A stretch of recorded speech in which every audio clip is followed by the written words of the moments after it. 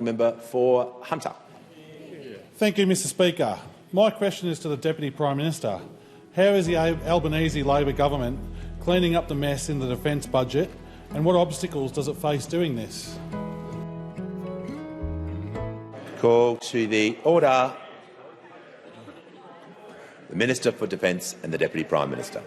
Well, can I thank the member for his question and thank him also for the hospitality he showed me at Edgeworth on Friday.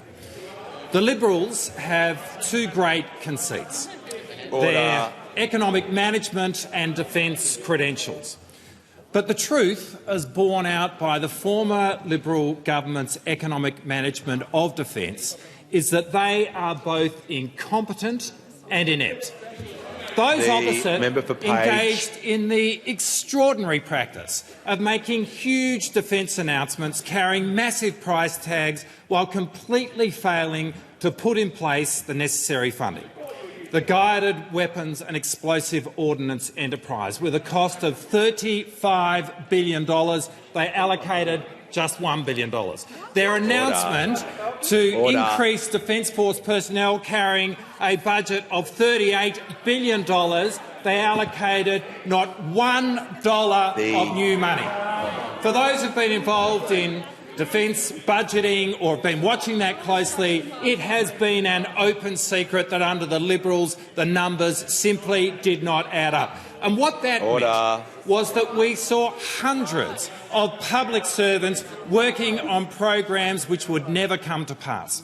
And the innate uncertainty under the Liberals of which programs ultimately would survive gave rise to a confusion at a time when, given our strategic circumstances, what the country needed was precise planning activity.